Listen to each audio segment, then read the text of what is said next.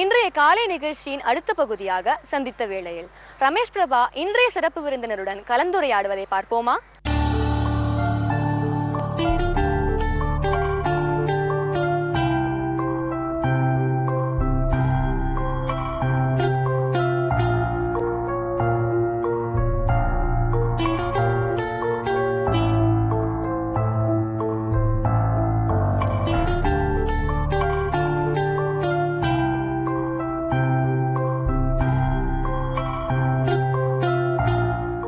சந்தித்த வேளையில் இன்று நாம் சந்திக்க இருக்கும் சிறப்பு விருந்தினர் ஐக்கியா எனும் சமூக அமைப்பின் நிறுவனர் பார்வதி விஸ்வநாத். வணக்கம். இந்த ஐக்கியா என்கிற சமூக அமைப்பு சிறப்பு குழந்தைகளுக்காக, ஸ்பெஷல் சில்ட்ரன் என்று சொல்லப்படுகிற அந்த சிறப்பு குழந்தைகளுக்காக நீங்கள் ஏற்படுத்தி உருவாக்கி நடத்திட்டு இருக்கிற நிறுவனம். அந்த நிறுவனத்தினோட ஆக்டிவிட்டீஸை பற்றி விரிவாக நம்ம பேசுகிறதுக்கு முன்னால் இன்றைக்கி நம்ம இந்த ஸ்பெஷல் சில்ட்ரன் அப்படின்னு சொல்கிற இந்த சிறப்பு குழந்தைகள் அவர்களுடைய அடிப்படை பிரச்சனைகள் என்னென்ன, அதில் எத்தனை வகையெல்லாம் இருக்குங்கிறது அதை பற்றி முதல்ல அடிப்படை சொல்லணும்.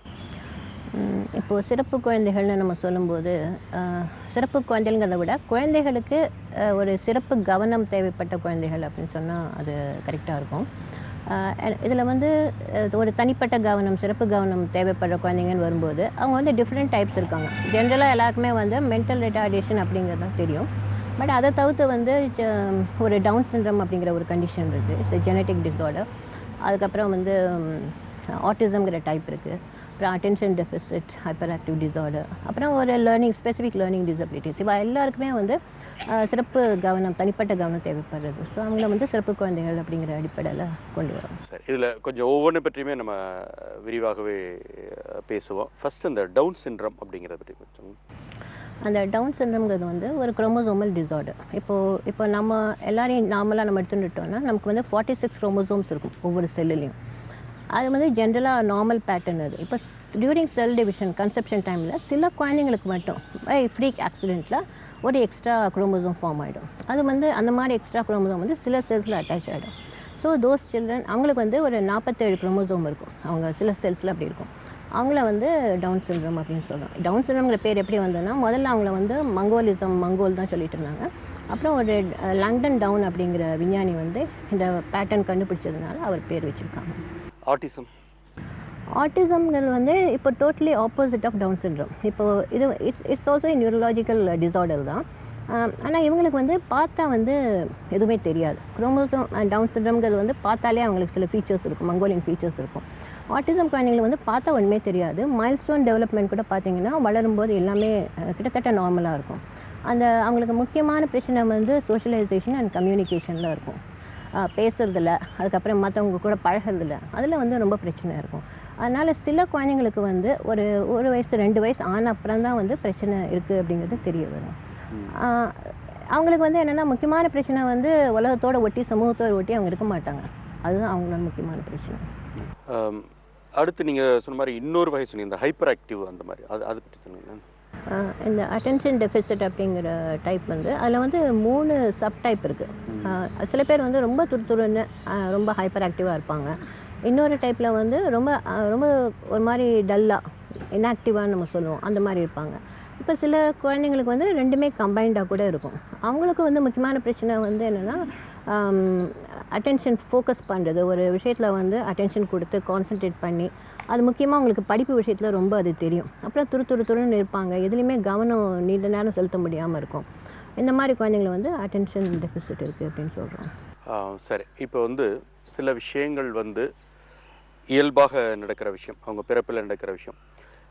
சில விஷயங்கள் நடவடிக்கைகளால் மாறுற விஷயங்களாக கூட இருக்கும். அப்போ இயல்பாக நடக்கிற விஷயத்துக்கு நம்ம ஏதாவது செஞ்சாகணும். ஆனால் குடும்பத்தாரோட சில நடவடிக்கைகளாலே நடக்கிற சில விஷயங்கள்னு இருக்கிறது. அதை எப்படி குடும்பத்தார் அணுகணும் அப்படிங்கிறத பற்றி முதல்ல சொல்லுங்கள்.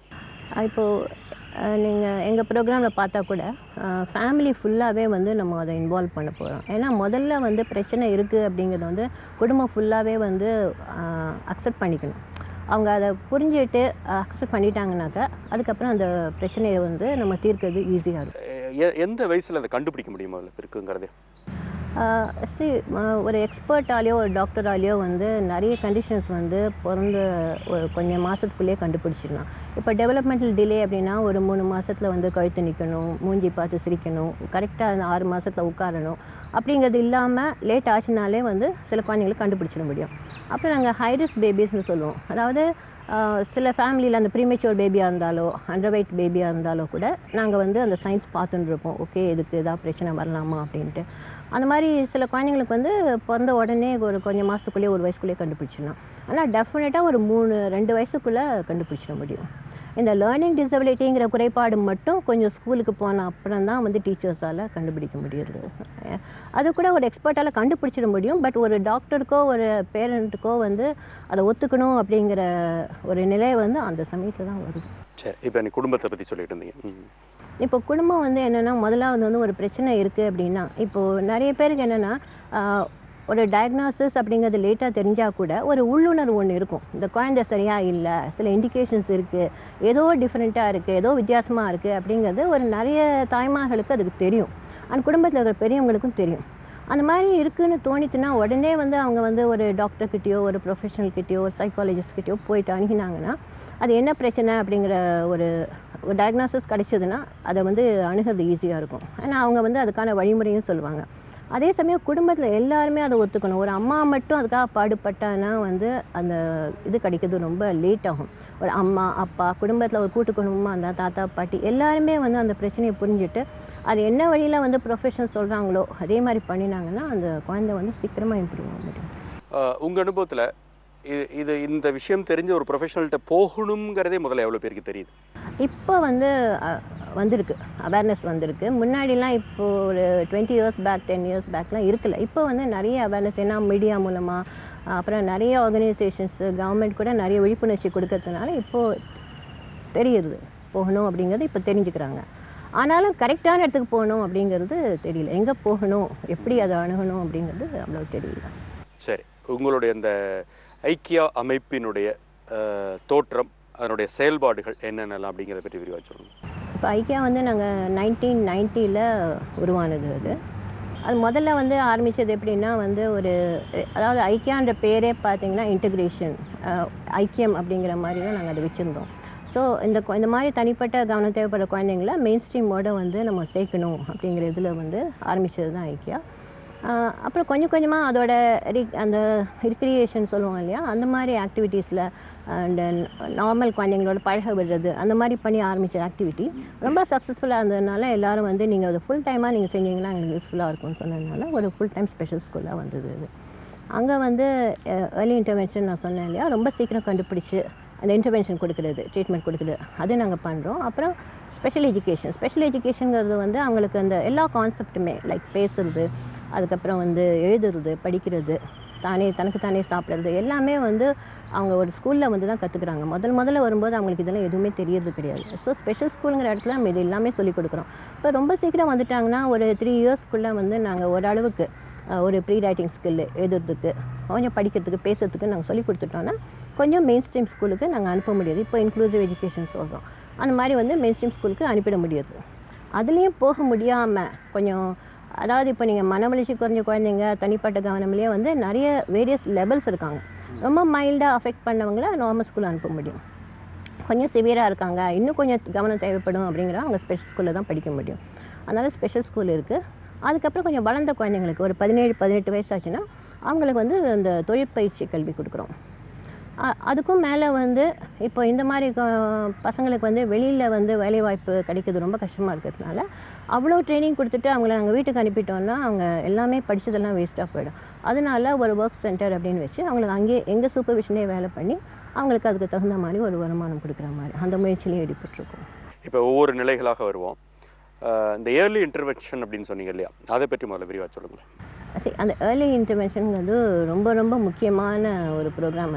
அதே மாதிரி ஒரு ஸ்பெஷலிஸ்ட்டுக்கு ரொம்ப பிடிச்ச ப்ரோக்ராம். ஏன்னா ஒரு குழந்தை வந்து உடனே சின்ன வயசில் வருது, அதில் வந்து நம்ம பேரண்ட்ஸ்க்கு வந்து இதுதான் அங்கே பொசிஷன், இந்த குழந்தைக்கு இந்த பிரச்சனை இருக்குது, இதை நீங்கள் உங்களால் மட்டும்தான் சரி பண்ண முடியும் அப்படின்னு சொல்லி இந்த மாதிரி நீங்கள் நிற்காரத்துக்கு இந்த மாதிரி செய்யுங்க, பேசுறதுக்கு இந்த மாதிரி செய்யுங்க, நிற்க வைக்கிறதுக்கு இப்படி செய்யுங்க நம்ம சொல்லி கொடுத்துட்டோன்னா அவங்க டெஃபினட்டாக அதை வந்து பண்ணிவிட்டு நம்ம ரிசல்ட்டோடு கொண்டு வராங்க. அது கொண்டு வந்த உடனே நம்ம அடுத்த ஸ்டெப்புக்கு போகிறோம். ஸோ இந்த ரிசல்ட் வந்து நம்ம இம்மிடியட்டாக பார்க்குறோம். இந்த ட்ரைனிங் நம்ம கொடுக்கலன்னா அந்த குழந்தை 2 வயசு 3 வயசு வரைக்கும் கூட நடக்காமல் இருக்கலாம், உட்காராமல் இருக்கலாம். அதனால் இது வந்து ரொம்ப முக்கியமானது. அதோட ரொம்ப ஒரு ஒரு ப்ரொஃபஷனுக்கு ரொம்ப சந்தோஷத்தை கொடுக்குற. இப்போ இந்த நிற்க வைக்கிறதுக்கு பயிற்சி கொடுத்து நம்ம நிற்க வச்சிட முடியும். ஏன்னா இது வந்து இட்ஸ் எ டீம் எஃபர்ட். நீங்கள் பார்த்தீங்கன்னா இண்டிவிஜுவலைஸ் ப்ரோக்ராம் சொல்லுவோம். ஒவ்வொரு குழந்தை வந்த உடனேயுமே அதோட அசஸ் பண்ணி என்ன லெவலில் இருக்காங்க, அடுத்தது என்ன லெவல் கொண்டு போகணும், அதுக்கு என்ன இப்போ சொல்லிக் கொடுக்கணும் அப்படிங்கிறது நம்ம பிளான் பண்ணுறோம். அதில் வந்து ஒருத்தர் ஸ்பெஷல் எஜுகேட்டர் மட்டும் கிடையாது. அதில் வந்து இட்ஸ் இன்டர்டிசிப்ளினரி டீம் சொல்லுவோம். அதில் வந்து ஒரு டாக்டர் இருப்பார், அப்புறம் ஒரு சைக்காலஜிஸ்ட் இருப்பாங்க, ஒரு சோஷியல் ஒர்க்கர் இருப்பாங்க, ப்ளஸ் தெரபிஸ்ட் இருக்காங்க, ப்ளஸ் ஸ்பெஷல் எஜுகேட்டர். இவ்வளோ பேர் சேர்ந்து ப்ரோக்ராம் பண்ணி தான் நம்ம அந்த குழந்தைகிட்ட அணுகிறோம். அந்த மாதிரி தான் நம்ம அந்த குழந்தைய நம்ம டெவலப் பண்ணுறோம். அதனால் வந்து அது வந்து எல்லாருமா சேர்ந்து டிஸ்கஸ் பண்ணி கோல் செட் பண்ணி மறுபடியும் ஒரு 3 மாதம் கழிச்சு அதை நம்ம எவாலுவேட் பண்ணி அது மேலே நம்ம வந்து ட்ரைனிங் கொடுக்குறோம். இதில் இப்போ இந்த அடிப்படையில் என்னென்ன குறைபாடுகள் இருக்கும் நீங்கள் சொல்கிறதுல, இந்த நிற்கிறது அது மாதிரி ஒவ்வொன்றும் என்னென்னலாம் இருக்கும்? இது வந்து முதல்ல பார்த்தீங்கன்னா முதல் மாதத்துலேயே மூஞ்சி பார்த்து சிரிக்காது. அதுக்கப்புறம் வந்து நம்ம ஒரு டார்ச் லைட் காமிச்சோம்னா ஒரு குழந்தை வந்து ஃபாலோ பண்ணும். அது வந்து பிறந்து ஒரு வாரத்துக்குள்ளாமே 2 வாரத்துக்குள்ளாமே குழந்தை பண்ணும். இப்போ இது வந்து 1 மாதம் 2 மாதம் ஆகி கூட டார்ச் லைட் ஃபாலோ பண்ணாது. அப்புறம் நீங்கள் ஒரு கலர்ஃபுல்லாக ஒரு விளையாட்டு சாமான் காமிச்சிங்கன்னா குழந்தைங்க நேச்சுரலாக கை நீட்டி பிடிக்க பார்க்கும். அந்த ரியாக்ஷன் இருக்காது. தனக்கு இந்த கை இருக்குது, அது நீட்டினா கிடைக்கும் எனக்கு அப்படிங்கிறது தெரியாது. அப்புறம் வந்து ஃபேஸ் பார்த்து சிரிக்காது. இப்போ அம்மானா குழந்தை வந்து அம்மாவை வேணும்னு தேடும். இந்த குழந்தைங்க வந்து தேடாது, குவாய்ட்டாக தூங்கிட்டு இருப்பாங்க, படுத்துட்டு இருப்பாங்க. அந்த நீட்ஸ் எல்லாம் இது பண்ண. அப்புறம் அந்த சாதாரண சோஷியலைசேஷன் இருக்கு இல்லையா, நம்ம ஃபேஸ் டு ஃபேஸ் விளையாடுறது, குழந்தை நம்ம செயினை பிடிச்சி இருக்குது, அந்த மாதிரி ஒரு ஆக்டிவிட்டியுமே வந்து இருக்காது. அதுலேருந்தே நம்ம கண்டுபிடிச்சிடலாம், ஓகே இந்த குழந்தைக்கு ஏதோ பிரச்சனை இருக்குது அப்படின்னு. ஸோ நாங்கள் அது எல்லாமே நாங்கள் வந்து ட்ரைனிங் கொடுக்குறோம். அது பாடி அவேர்னஸ் சொல்லுவோம். அந்த குழந்தை வந்து இது என்ன கையை நான் அது நீட்டினா அது பிடிச்சிடும் அப்படின்னு தெரியாது. இப்போ குப்புற விழுதுன்னு சொல்கிறோம். இப்போ தலை நிற்கிறது எப்படி 100% தலை நிற்கும் அப்படின்னா, ஒரு குழந்தை வந்து க்யூரியாசிட்டி நிறைய இருக்கும். ஒரு பொம்மையை பார்த்தா அதை எடுக்கணுங்கிற ஆர்வம் இருக்கும். அதை எடுக்க போகும்போது தான் குப்புற விழும். அதுக்கப்புறம் குப்புற விழுந்தோடனே தலையை தூக்கி எல்லாத்தையும் பார்க்கும். ஸோ அப்போது 100% தலை நிற்கும். அப்புறம் நீஞ்சதுங்கிறது அந்த க்யூரியாசிட்டினா அந்த எடுக்கணுங்கிற ஆர்வத்தில் போகும். இப்போ இந்த குழந்தைக்கு வந்து க்யூரியாசிட்டி குறைச்சலாக இருக்கும், பர்சிவரன்ஸ் குறைச்சலாக இருக்கும், பாடி அவேர்னஸ் குறைச்சலாக இருக்கும். அப்போ இந்த ஆக்டிவிட்டி எதுவுமே வந்து நிகழ முடியாது. ஸோ அந்த மாதிரி அதுலேருந்து தெரியும், ஒரு 3 மாதத்தில் குப்புற விழல, தலை நிற்கலை, 6 மாதத்தில் உட்காரல அப்படிங்கிறது அந்த நார்மல் டெவலப்மெண்ட் ஸ்கேல்லேருந்து நிறைய கொஞ்சம் 1 மாதம் 2 மாதம் வித்தியாசம் கொடுக்கலாம். ரொம்ப வித்தியாசம் இருந்ததுன்னா ஓகே இந்த குழந்தைக்கு பிரச்சனை இருக்குது அப்படின்னு கண்டுபிடிக்கலாம். இதில் வந்து இந்த மாதிரி உங்ககிட்ட வர அந்த குழந்தைகளில் வந்து எந்தெந்த காலகட்டங்களில் எந்த மாதிரியான முன்னேற்றம் இது வரைக்கும் தெரியுது அப்படிங்கிறத பற்றி அந்த அனுபவங்களை சொல்லுங்கள். நான் சொன்னபடி இப்போ இந்த குழந்தைங்களுக்கு வந்து இந்த ஆட்டிசமோட வர குழந்தைங்க இருக்காங்க இல்லையா, ஆட்டிஸ்டிக் டெண்டன்சிஸ் சொல்லுவோம் அந்த வயசில். அப்போ அவங்க வந்து நேராக பார்க்க மாட்டாங்க. ஸோ முக்கால்வாசி இப்போ குழந்தைங்க அம்மாக்கள்லாம் என்ன நினைப்பாங்கன்னா, நேராக பார்க்கலன்னா கண்ணில் ஏதோ பிரச்சனை, அண்ட் குழந்தை கூப்பிட்டா திரும்பி பார்க்க மாட்டேங்குது அப்படின்னா காதில் ஏதோ பிரச்சனை அப்படின்னு தான் அவங்க போவாங்க. ENT போவாங்க, டாக்டர் சங்கர் நேத்தலாட்டு போவாங்க. போயிட்டு வந்துட்டு எனக்கு முக்கியமாக ரொம்ப நல்ல கேஸ் எனக்கு ஞாபகம் இருக்குது. என்னென்னா ஒரு குழந்தை ஒரு வயசில் கூட்டிகிட்டு வந்தாங்க. அப்போது டாக்டர் ரெஃபர் பண்ணும்போது என்ன சொல்லுவாங்கன்னா, நீங்கள் போங்க அவங்க பார்த்துக்குவாங்கன்னு தான் சொல்லிடுவாங்க. என்ன பிரச்சனைன்னு அவ்வளோ டீட்டெயிலாக சொல்ல அவங்களுக்கு டைம் இருக்காது. அப்போது நான் கேள்வி கேட்ட உடனே அவங்க அம்மா வந்து இல்லைங்க அது கண்ணு தெரியாது, அது பார்க்க முடியாது அப்படின்ட்டாங்க. அப்புறம் எல்லா டாக்டர்ஸும் சொல்லிட்டாங்க. இப்போ நான் சொன்னேன், இல்லைம்மா சரி நீங்கள் இந்த ட்ரைனிங் கொடுங்க, கண்ணு பார்க்குதான்னு பார்க்கலாம், அதுக்கப்புறம் இல்லைன்னா நம்ம ஃபர்தராக வந்து போடலான்னு. அந்த ட்ரைனிங் கொடுத்த உடனே அவங்களுக்கு வந்து கண்ணை வந்து அந்த குழந்தை யூஸ் பண்ண, ஏன்னா ஆட்டிசம் குழந்தைங்க வந்து கண்ணை யூஸ் பண்ண மாட்டாங்க, பார்வை நேராக பார்க்க மாட்டாங்க. அதுக்கு நம்ம அந்த சோஷியலைசேஷன் கிடையாது. அதை நம்ம ட்ரைனிங் கொடுத்து பண்ணும்போது அந்த குழந்தை வந்து எவ்ரி சிட்டிங் வந்துட்டு இம்ப்ரூவ் ஆகி ஒரு 2 இயர்ஸ்க்குள்ளே ஒரு நார்மல் ஸ்கூலில் போய் அது பாண்டிச்சேரியிலேருந்து வந்தது. ஐ திங்க் அது இப்போ கூட நார்மல் ஸ்கூலில் இருக்குது. அந்த மாதிரி எங்களுக்கு வந்து ரொம்ப வித்தியாசமான அனுபவங்கள் வந்து ரொம்ப நிறைய இருக்குது. ஒவ்வொரு குழந்தையும் ஒரு வித்தியாசமான அனுபவம் தான் எங்களுக்கு. சரி, இப்போ இந்த ஸ்பெஷல் எஜுகேஷன் அப்படின்னு சொல்லும்போது இது எந்த வகுப்புலேருந்து தொடங்கி எந்த வகுப்பு வரைக்கும் இருக்குது? இப்போ ஸ்பெஷல் எஜுகேஷனுங்கிறது வந்து ஆக்சுவலாக it's not like normal syllabus மாதிரி கிடையாது. இப்போ வந்து நாங்கள் ஃபங்க்ஷனல் அகாடமிக்ஸ்னு சொல்லுவோம். இதுக்கு வந்து நாங்கள் 0 to 6 இயர்ஸ் ஒரு ஸ்கேல் ஃபாலோ பண்ணுவோம், 6 வயசுக்கு மேலே ஒரு ஸ்கேல் ஃபாலோ பண்ணுவோம். அது வந்து என்னென்னாக்கா அந்த குழந்தையோட தேவைகளை பொறுத்து வேரியஸ் ஏரியாஸில் இருக்குது. அப்படி பண்ணும்போது வந்து அதில் எல்லாமே வரும். நம்ம வந்து செல்ஃப் ஹெல்ப் ஸ்கில்ஸ், தானே பார்த்துக்கிறது அதெல்லாம் வரும். அதை தவிர்த்து படிப்பு, எழுதுறது, லாங்குவேஜ் எல்லாமே வரும். அது வந்து இண்டிவிஜுவலாக இருக்கிறதுனால அந்த குழந்தையோட டெவலப்மெண்ட் பொறுத்து. இப்போ ஒரு கிளாஸில் 5 பேர் இருந்தால் கூட ஒவ்வொரு ஒரு குழந்தை ரொம்ப ஃபாஸ்ட்டாக பிக்கப் பண்ணி போச்சுன்னா ஃபஸ்ட்டு செகண்ட் வரைக்கும் போனால் கூட போக முடியும். அந்த மாதிரி போகுமே வழியே எங்களுக்கு வந்து நாங்கள் class first standard second standard அப்படின்னு ஃபாலோ பண்ண மாட்டோம். ஒன்லி லேர்னிங் டிசபிலிட்டி, ஒரு அட்டென்ஷன் டெபிசிட் இருக்கிற குழந்தைங்களுக்கு தான் வந்து அந்த நார்மல் கரிக்குலம் கொஞ்சம் ஸ்லோ பேஸில் போக முடியும். அதில் வந்து இப்போ நீங்கள் சொன்னீங்க இந்த ஸ்பெஷல் ஸ்கூலில் படிச்சுட்டு நார்மல் ஸ்கூலுக்கு அனுப்புகிற டெண்டன்சி இருக்குன்னு சொல்லிட்டு, அது வந்து நம்ம எந்த இடத்துல டிசைட் பண்ண முடியும் இந்த மாதிரி இவங்களை நார்மல் ஸ்கூலுக்கு அனுப்பலாம் அப்படின்னு சொல்லிட்டு? அது வந்து இப்போது கிட்டத்தட்ட ஏஜ் அப்ராப்ரியேட்டாக, அதாவது ஒரு 3 வயசு 4 வயசு இல்லை 5 வயசு கூட இருக்கலாம்.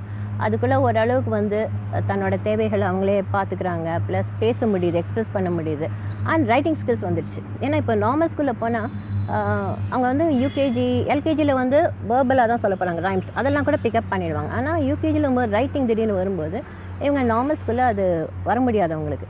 ஸோ அந்த ரைட்டிங் ஸ்கில்லும் சொல்லி கொடுத்துட்டு ஓரளவுக்கு வந்து ஒரு 3 லெட்டர் வேர்ட்ஸ் எல்லாம் எழுத வரைக்கும் வந்துடுச்சுன்னா, காலர் கான்செப்ட், நம்பர் கான்செப்ட் எல்லாமே வந்துச்சுன்னா டெஃபினட்டாக வந்து இந்த குழந்தை கோப் பண்ணிடும் அப்படின்னு சொல்லி ஸ்கூலுக்கு அனுப்பிடலாம். இப்போ நார்மல் ஸ்கூலுக்கு போய் சேரும்போது அவங்க அந்த வயதை ஒத்த வகுப்பில் சேர முடியுமா, இல்லை குறைந்த வகுப்பில் தான் இருப்பாங்க, எப்படி இருக்கும்? அது வந்து அந்த குழந்தையோட லெவல் ஆஃப் இன்டெலிஜென்ஸ் பொறுத்துது. ஏன்னா சேர்க்கும்போது சில சமயம் நாங்கள் நார்மல் அது வயசுக்கு தகுந்த மாதிரி கூட சேர்த்துருக்கோம். அது வந்து அந்த டீச்சரோட காம்பிடென்சி, அந்த நார்மல் ஸ்கூலில் இருக்க டீச்சரோட ஆட்டிடியூடு அவங்க கொண்டு வரதை பொறுத்தது, ப்ளஸ் பேரண்ட்ஸ் சப்போர்ட் சிஸ்டம் இருக்குது, ப்ளஸ் அந்த குழந்தையோட இன்டெலிஜென்ஸ் லெவல் இருக்குது. ஸோ அதை பொறுத்து தான் வந்து, ஆனால் கொஞ்சம் குறைவாக தான் இருக்க முடியும், ஒரு கிளாஸ் குறைச்சலாக தான் படிக்க முடியும். இப்போ அந்த மாதிரி நார்மல் ஸ்கூலுக்கு போகும்போது வகுப்பில் சக மாணவர்களோடு பழகிறது, அவங்க இவங்களை அணுகிறது, இவங்க மற்றவங்களை அணுகிறது, அந்த முறை எப்படி இருக்குது வழக்கமாக? இப்போது நாங்கள் வந்து சொல்லிக் கொடுக்குற சோஷியலைசேஷன் ஸ்கில்லும் சொல்லிக் கொடுக்குறோம். அண்ட் எக்ஸப்ட் ஆட்டிசம் தவிர்த்து மீதி குழந்தைங்களுக்கு வந்து பழகிறதுல வந்து பிரச்சனை இருக்க முடியாது. சோஷியலைசேஷன் ரொம்ப நல்லா கற்றுக்குறாங்க. அந்த டவுன் சிண்ட்ரோம் குழந்தைங்கன்னு பார்த்தா அது ரொம்ப நல்லா வெரி குட் சோஷியல் அனிமல்ஸ் அவங்க. அதனால் வந்து அவங்களுக்கு பழகிறதுல வந்து பிரச்சனையே இருக்காது. இந்த ஆட்டிசம் குழந்தைங்களுக்கு மட்டும் அவங்க பிஹேவியர் ப்ராப்ளம்னால, கம்யூனிகேஷன் ப்ராப்ளம்னால அவங்க கொஞ்சம் தனிப்பட்ட விதமாக தெரியறதுனால நார்மல் குழந்தைங்களும் வந்து அவங்க கூட மிஸ் பண்ணுறது கஷ்டமாக இருக்கும். ஆனாலும் வந்து நார்மல் குழந்தைங்களுக்கு வந்து ஏன் இவங்க கூட பழகிறது கஷ்டமாக இருக்கும்னா,